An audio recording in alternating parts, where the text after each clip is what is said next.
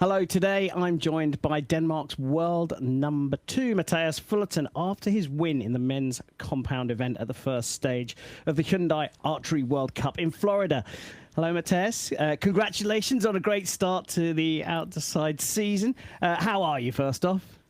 Yeah, thank you. Thanks for having me. I'm doing great. Just came back from Florida, shooting another tournament there. So yeah, just gonna get the jet lag done and then straight to Shanghai and some more jet lag. So doing good. Yeah, crazy times, isn't it? A World Cup every month, and if you're doing other events in between. Oh, look, let's start with the World Cup itself. And obviously, I want to talk to you about the win and about everything else that happened there. But I think this is also a really good opportunity to talk about what you actually have to go through traveling to and then competing at a World Cup. So, if you like, I want to sort of take it day by day. Before we get to that, though, I want to know how you felt going into the tournament. I mean, the first big outdoor competition of the season, huge amounts of pressure, a test of the work you've been putting in training. How did you feel going there? Obviously, the first tournament is you're a little unsure. I think many shooters will be if you don't know how you're gonna handle the pressure. It's been a little bit since you shot outdoors, and you don't know if you got your setup just right. There's a lot of doubts, honestly, at least in my mind. So you're not always the most confident in the first tournament, but I still knew I had been training as much as I could, and I knew I was shooting pretty good from last year's scores. Not fully up to speed, but close, and so I knew I had a good chance going there, and I mean it was all about just getting learning how it feels here in the start and just managing the pressure. Luckily, I had a little tournament, or I shot Arizona Cup right before, so I kind of got a feel of the nerves right there before I came to Florida. Well, that's interesting because I think where I want to start on the actual competition itself is that you're based in Denmark. And so when did you say you shot a tournament before in Arizona, obviously in the USA, for those that don't know. So when did you leave? And was that almost like practice before the big one?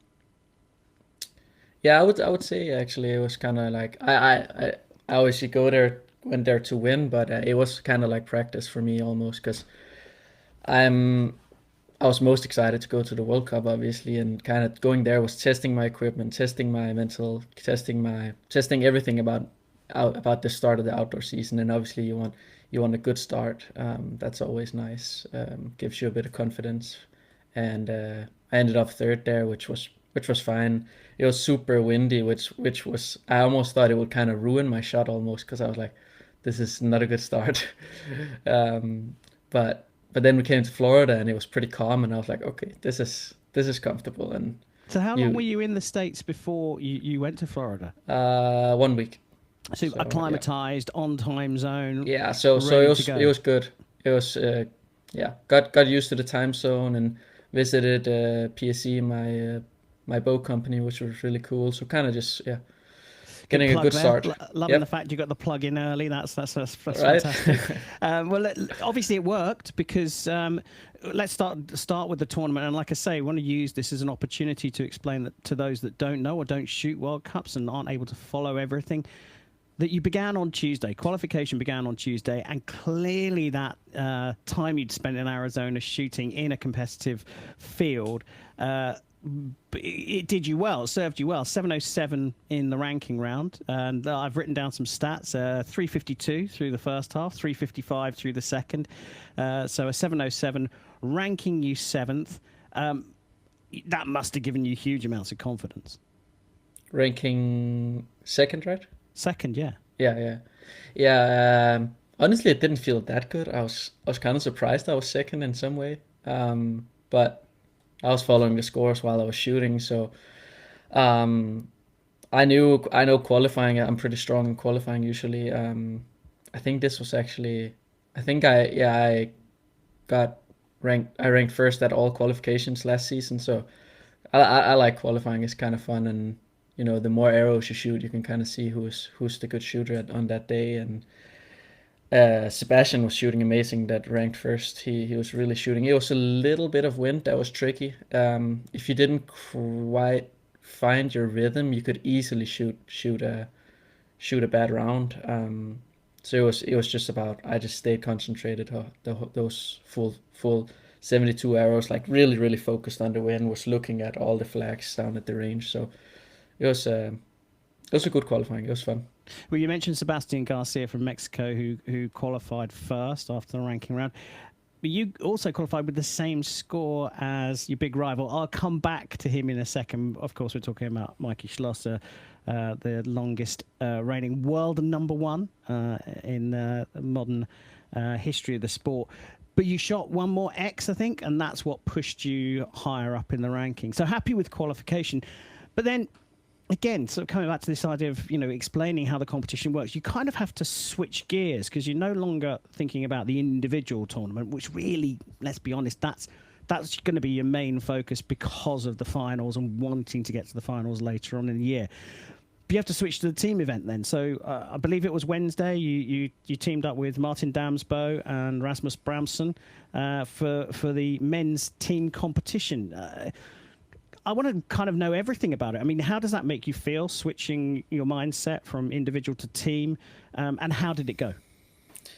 Yeah, I actually woke up on that day with so much fever. I was so sick. So it was actually I remember it was a horrible day. I had so much fever, and it was getting pretty warm that day. But other than that, switching to teams is, I don't know. It's still very individual because you're just shooting your own arrows. I mean, your teammates are not helping you with that, but you still have to speed up your process a little bit. You don't have that much time. You got to watch your steps so you don't get a yellow card. So switching to teams day is kind of just staying on top of my game. Kind of, that's the first time I'm going to be shooting finals that week, so I can kind of feel the nerves. How does it feel? How does it feel under pressure? It's kind of also, for me, I look at it as like kind of a testing day almost for the individual and the mixed team later in the week. So just that's really a fun day for me. I really like shooting teams with my teammates. So it's a fun day. You get to test your equipment, nerves. It's the first day, so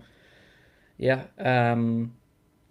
There's not really much difference other than you just speed up the process a little bit, so your teammates don't have to speed up even more.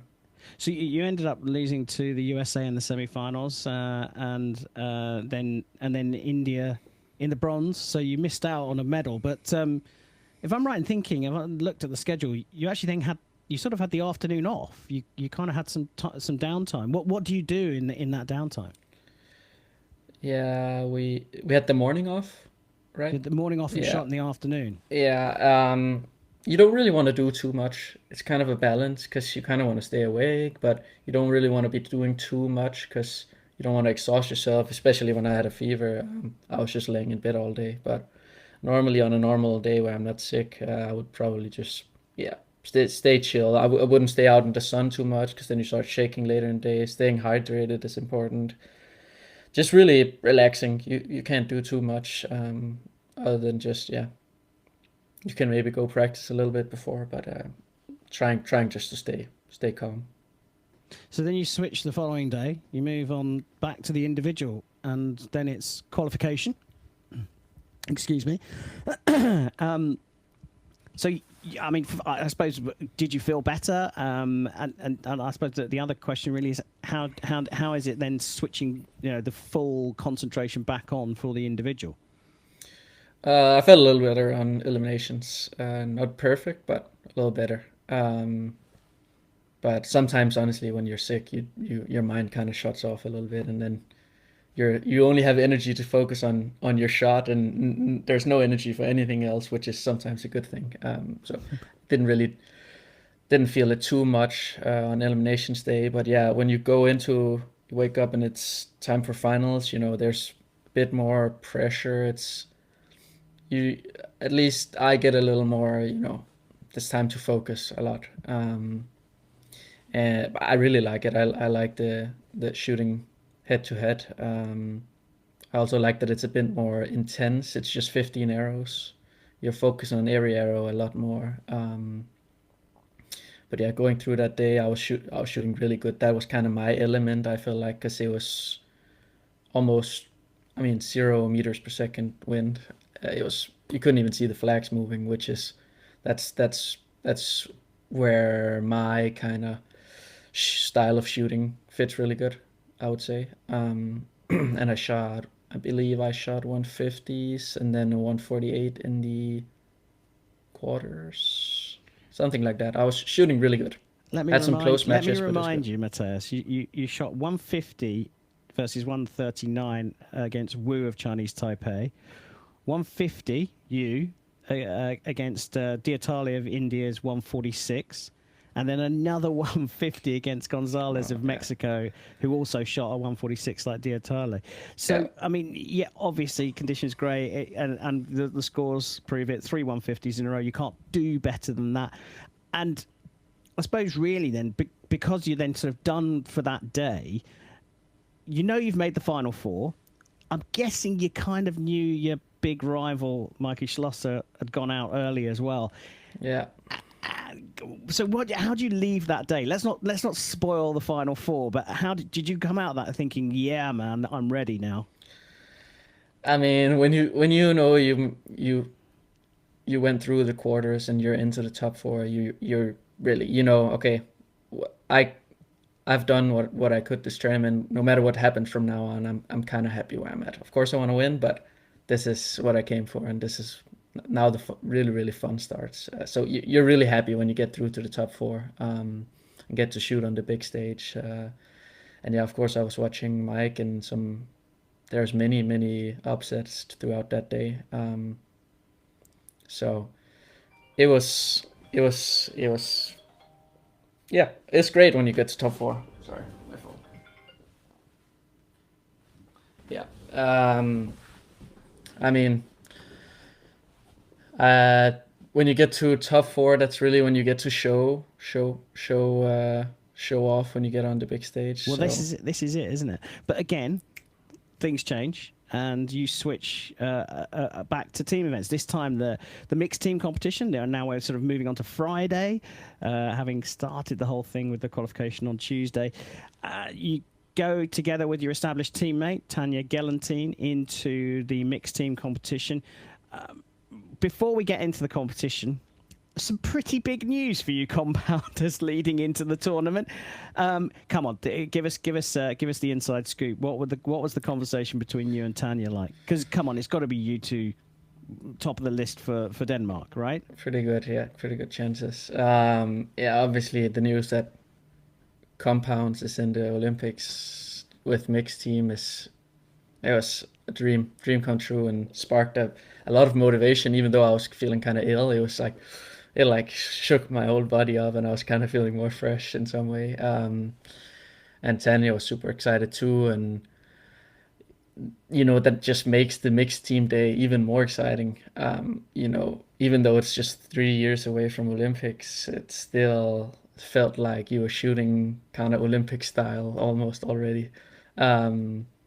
So we were kind of excited, and we have, I believe, most all the world records in mix, so we know we're a really strong team in mixed shooting.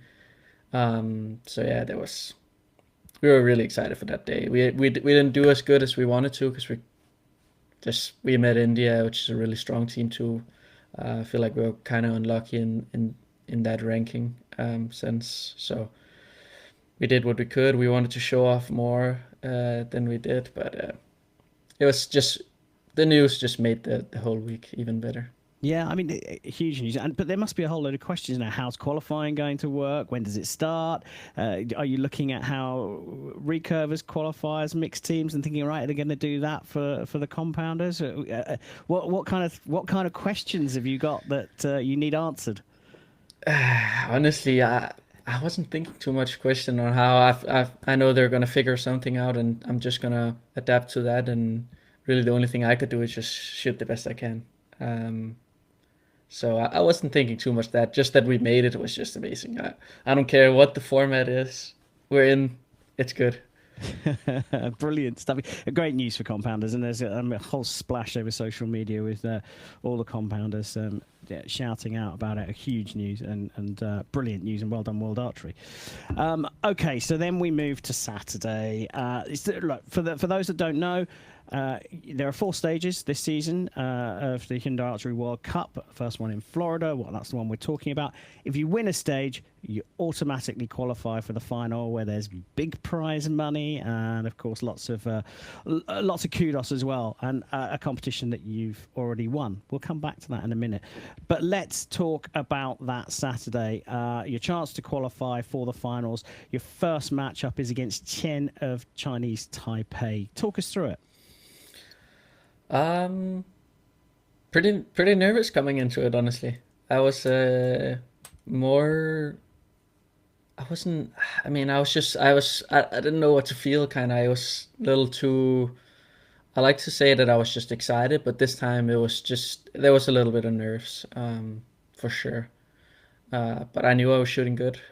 He had shot really good throughout the matches as well. A bit. I'm pretty sure 1 or 2 150s. So I knew it was going to be a tough match, and it was starting to get windy, which is a little bit out of my element. Like I said, I can shoot really good in wind. I know that, but I would prefer no wind, that's for sure. And it was blowing windy, so I was before the final 4. I was on the practice field with Martin Damsbo as my coach behind me over there, and we were kind of watching the earlier matches and figuring out where the wind was coming from on the practice field versus the finals field, and we were kind of figuring out, okay, I'm gonna on the practice field I'm gonna set my side to 10 line, 9 line, or like mid 9 left.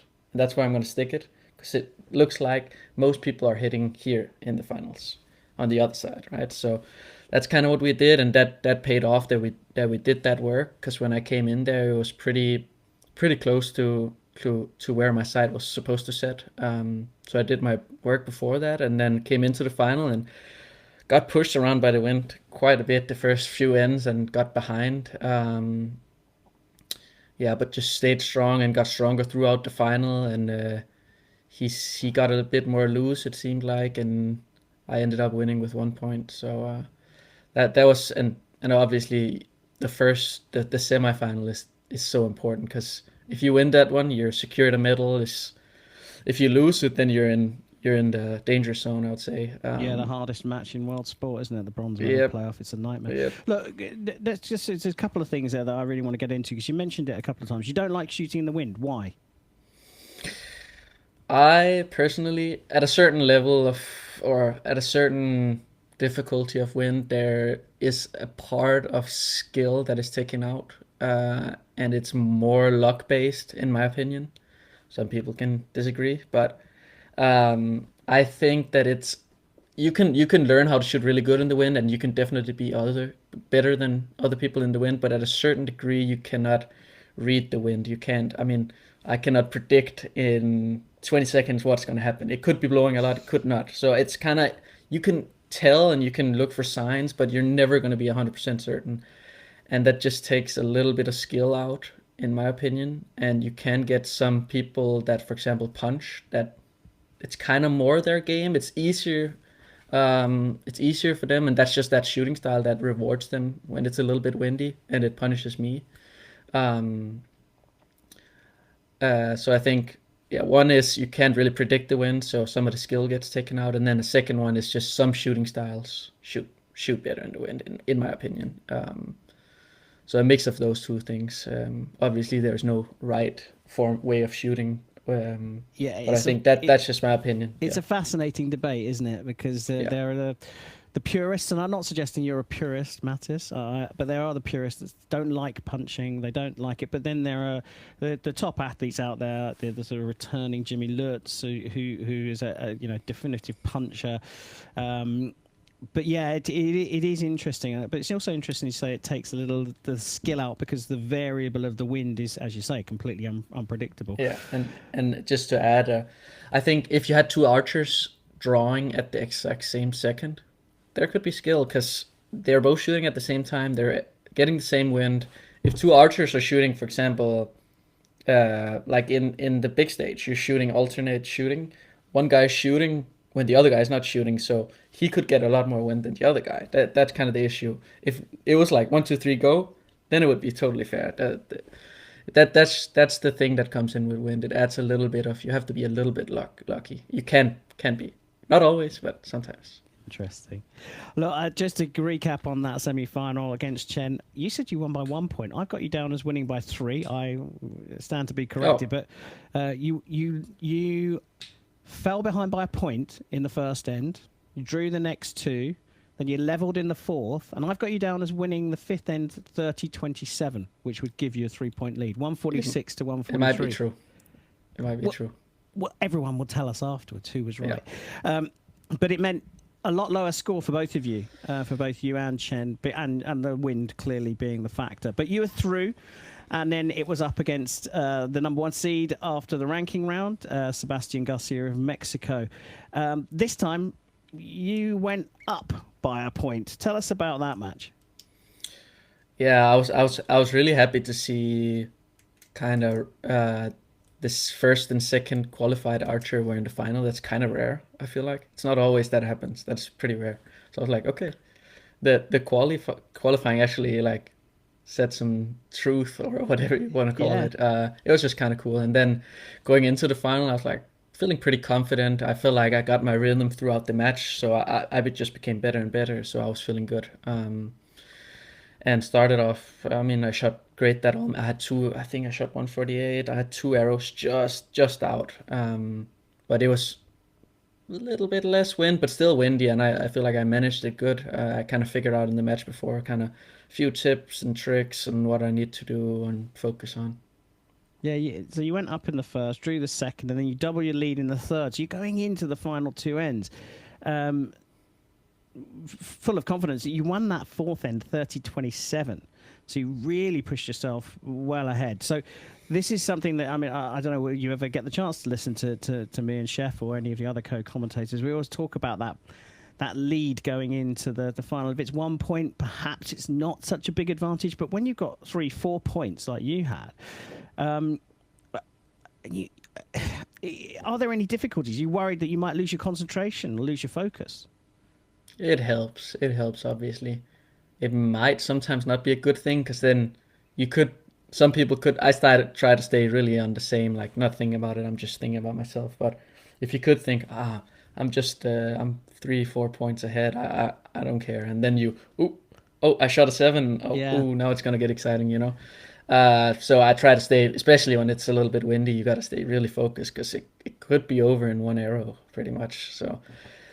But obviously, it takes a little bit of nerve off when you're a few points ahead, and you kind of feel more comfortable because you know you can drop 1 or 2, which just gives you don't need to be on that knife edge, just like, oh, I gotta get this X. You can be more relaxed and be confident in your shots.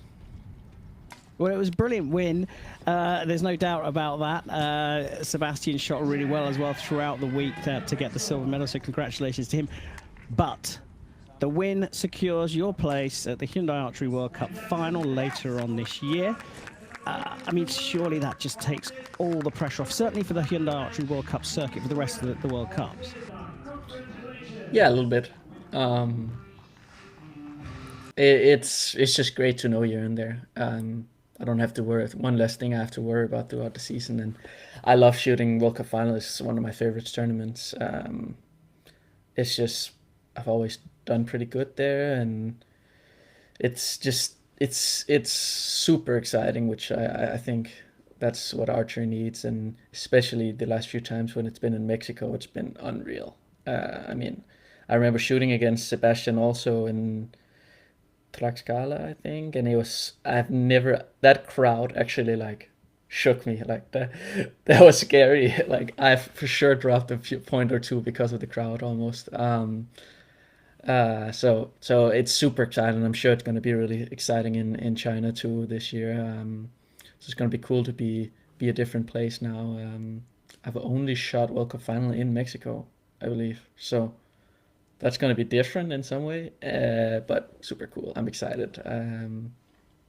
It definitely makes the win a little bit sweeter that you get to be secured in that tournament. Well, you lead me nicely on. You're kind of saying, yes, it's important, but it's not the be-all and end-all. You've made the finals. That's out of the way. Tick the box. You don't have to worry about that now. But I think I kind of know the answer to the next question, but I'm going to ask it anyway. What are your other targets for this season in particular?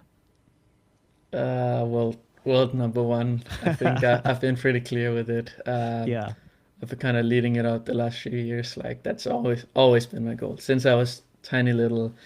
Even when I shot on the youth national teams, and I hadn't even shot my first international tournament, and the coaches asked me what my goal was, and I was like, "Well, number one, one day." So it's always been there. It's always what my goal was, and now I'm pretty sure I'm 18 points. It's coming down to a tournament now, pretty much. I think it's even less. I think it's even less than 18 points now. I think you're a bit closer than that. But look, just 21 years old. Let's just be clear about that because I didn't say that at the top. You're just 21 years old. Silver medal at the European Championships in 2021. Team bronze at the World Championships in 2022. You won Hyundai Archery World Cup final in 2023. I mean, it's almost like it's a natural progression to world number one. But there is a fairly significant archer standing in your way. Yes, you've closed the gap, but that is some race between you two, isn't it? The goat is in front of me. the male goat. Mike Schloesser, the male goat. The guy that's been on how long has he been up there now? Yeah, 3 years. It's a long. Oh yeah, it's over 3 years. Yeah, so and I've watched him since I started shooting, so it's kind of fun. And me and Mikey are really good friends, and it's fun. You know, it's a rivalry, but we're really good friends. And we even traveled together to a tournament last week. So I mean, it's cool, and we're up for the battle. I'm sure he's up for the battle, and yeah. I always thought, like, what if it comes down? Let's say it comes down to the match. Like, let's say this me and has Mike. To be the dream. It has to be the dream. You like that would be the coolest match. thing. Like gold medal, whatever it is, gold medal match. Me and Mikey televised, like, and people know this is the match. That would be so cool to me. Do you talk about it, you two? No, we don't really talk about our like battle or what you would call it, but I mean, we both know, and we're both trying to win. We're both trying our best to win, but we don't really want to talk about when we're together. We just talk about whatever normal friends talk about. Interesting. Okay, I've got a little bit of a nerdy one for you, a nerdy question. Mikey's got a field tournament in his world rankings, because I don't want to get into the mechanics of how the world rankings are built up, but field does count, or a field event can count. Have you thought about having a crack in the field and getting some points out there? For sure. When it got added, we don't shoot field in Denmark ever, so I was like, oh, this is so unfair. Mikey shot field all his life, and that is the event. If he didn't have that event, I would be number one now. But I'm just gonna adapt to that, and I'm not gonna sit and complain. I'm just gonna adapt, and I've started shooting field last year and shot pretty good actually. So I'm gonna be shooting some field if it stays like the world's ranking stays like this, for sure. What would you say the sort of biggest learning curve for you then, as a newbie to field archery? Just judging distance is hard. You can do it with your scope, but then again, there's a lot of learning curve with angles. I've shot like this all my life, just straight. Yeah. And then you gotta be standing like this. Yeah. And you gotta learn how to do that with your body and your setup. The setup is very important. The first time I shot field, I was like, okay, my setup is not optimized for this. I gotta learn some stuff and make some mistakes. That's why I gotta shoot a lot of the field tournament, because you really only learn when you make mistakes. So I gotta get those mistakes out of the way before I go like world championship or something. So I became field national champion last year. So Yeah, but you said getting there's no there. field. That's No, but that was the first time ever they added it. So I was like, okay, I'm going. and Otherwise, you I've took never it. seen field in Denmark because I mean we don't even have don't have any hills or nothing. It's just flat. Yeah, but Uh, nor does the Netherlands. that's true. You I need don't to know how follow he shoots Mikey it. around and find out where Yeah, he's going. true. Go to Sweden. They have a lot. Yeah, Nah, yeah, but yeah. it's I actually really liked field, so I don't mind shooting it. It's gonna be fun. Be interesting to see how that pans out. But like you say, I think this whole thing about, the dream has to be for everybody, you two ending up in the match, preferably a gold medal match that Yeah, decides who's going to stay at world number one or take world number one. yeah. Wish both of you the best of luck in that. Back Thank you. to this season then. World number one, target. We talked about that. You've talked about it before. Huge season though, packed schedule, World Games. Oh yeah. Are you going to be doing everything? Yeah, and how do you balance such a busy season with travel, training, rest, and still keep your focus?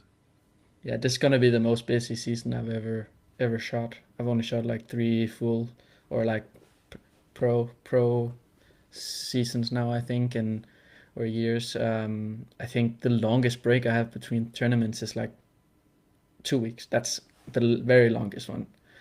So I'm gonna be shooting everything. I'm gonna be trying my hardest this year.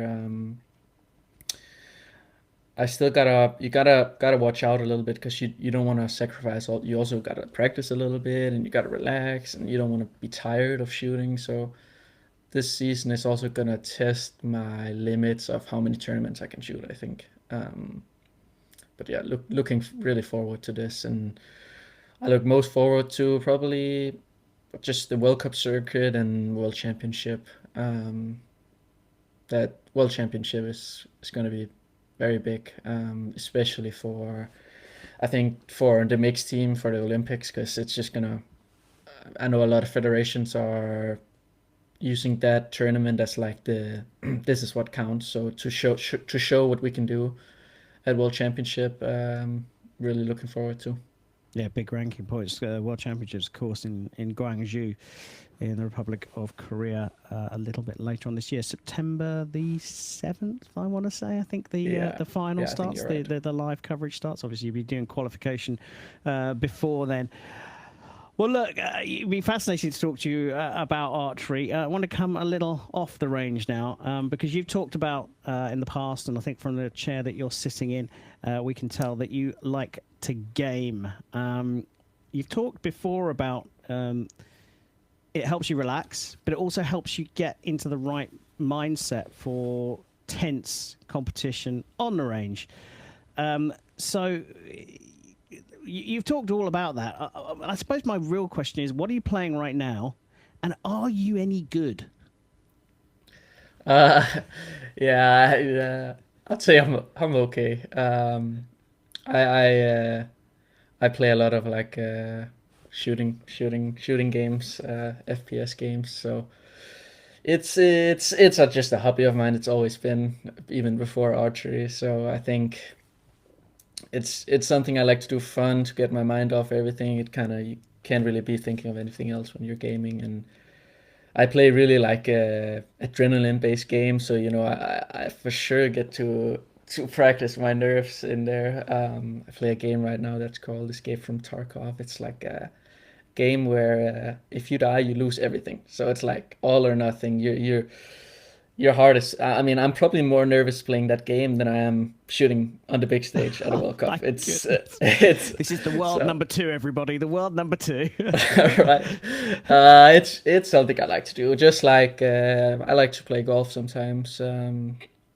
So yeah, it's I wouldn't say I use it that much as like a practice for the tournaments, but I think it's never bad to, if you're nervous doing something else, you'll definitely probably learn something shooting also. I mean, how to handle nerves is pretty basic for everything, I would say. Good for hand-eye coordination, that's for sure. Yeah. Do you play with other archers on the circuit? I've played with actually a few. Me, Jimmy, Lutz, and Stefan played a lot together. And I also have played with Mikey a lot actually.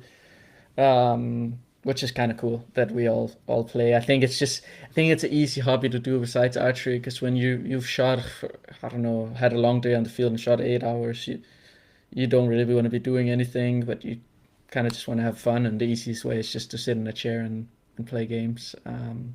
Do you travel with any kind of, sort of gaming I do travel equipment? with a gaming laptop. We have a lot of hotel time A sometimes, lot of just sitting in airport the time as well, hotel eh? and yeah, an airport. And you know, you like we talked about, you don't want to be doing too much before a team match for team later in the day, so that'll be a perfect time to just sit and play video games or yeah, something like that. And I don't like to play alone that much. I mostly do it because we can play together and be competitive. That's also a big thing. I'm a very competitive person, and I think that's why I like it. So we for sure compete a lot. And I remember in Vegas, we had like a big table in the hotel room, and we were sitting multiple guys like shouting at each other, playing against each other just before we had to shoot and stuff. So it's fun just competing all the time. I love it. Brilliant stuff. Look, last question, because there's a lot of fans going to be watching this. I want you to give one tip to improve your score to the young archers that also may be thinking, I want to be world number one day. Just one tip. One tip. Um, it's hard to really knock it down to one. I have couple, but I would say the most important thing is loving to shoot. If you love to shoot, you're willing to do anything, I would say. I mean, you gotta be you gotta really think, do you love this? Like, you need to love this to, if you want to be, if world number one is your focus, you gotta love it. And you got to be willing to have days where you don't like to shoot, and that's where the love comes in, you know. Days I don't really want to shoot or don't really want to do anything, that's, I still get up there, I still go shoot because I love it, and it's gonna suck that day, but it's gonna pay off in the end. And I think that's why you need that love or excitement for archery, and you'll be willing to learn a lot more if you know you really love it. So yeah, I have, just to maybe give another tip, it's just, yeah, you gotta love it, and you gotta be willing to learn from your mistakes and just be consistent. That's all the tips I could give for someone. Resilience. Stretched out the one tip there, Mathias. Yeah, Dock you some it's hard. points for It's that hard. one. If they want to be, there's a couple things that's got to go in if they want to be good. But this is true. This is true. Look, well, I said it was the last question, but when are you heading off to Shanghai? Because that's the next World Cup. It's coming up not so long. Saturday, so in 2 days, and I'm actually on the same flight as Mikey Schloesser. Wow. So What a that's kind of trip to funny. look forward to. Well, Yep. look, best of luck for Shanghai and for the rest of the season and for all your goals out there. And Thank you. thanks for sharing so much with us today, Mathias. Yeah, of course. Thanks for having me.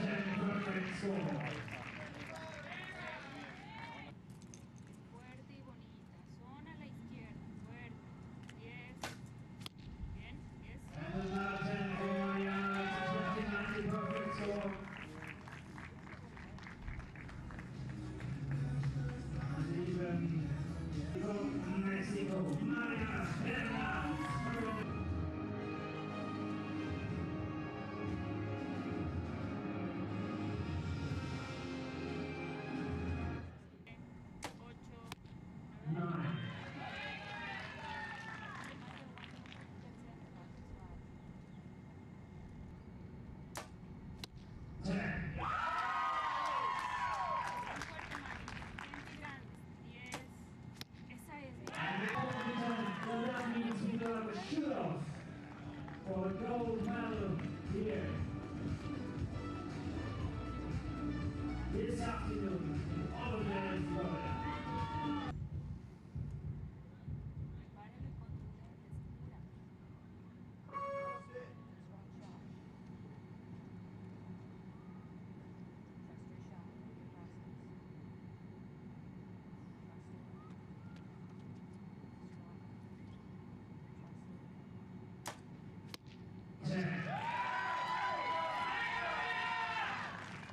Bien fuerte y a lo suyo, enfocada, fuerte al frente y atrás, aguántela y trabájela, fuerte, 10, 9, 8, bien,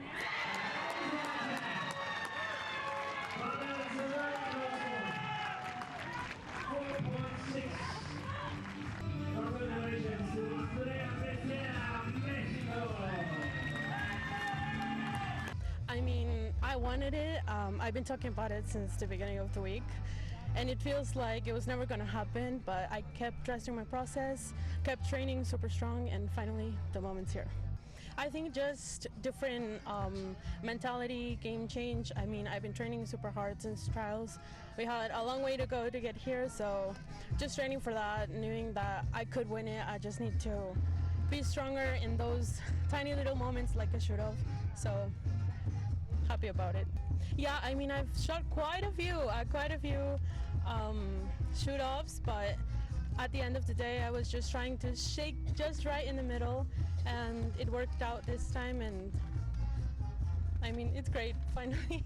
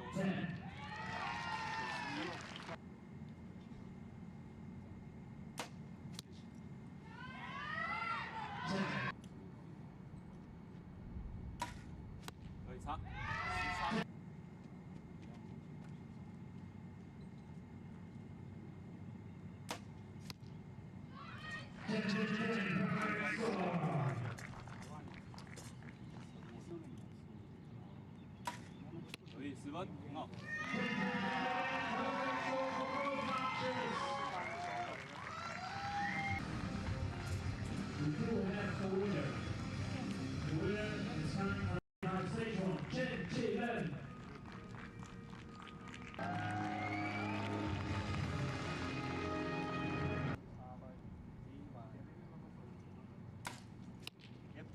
And the 10, 10, 10, 10, perfect score again for the archer from Denmark. That's a 10.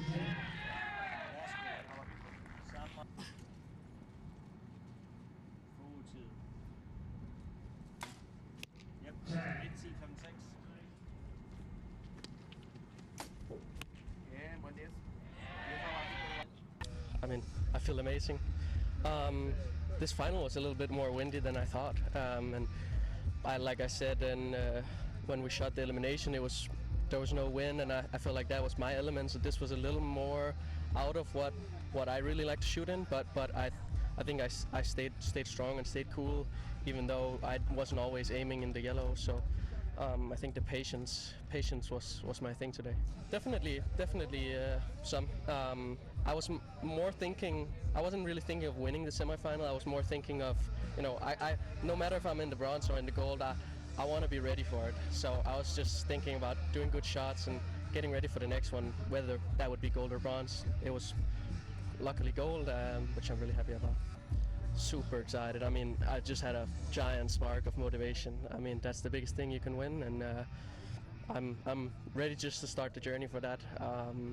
Obviously, I love all the tournaments we shoot now, but that's going to be my main goal.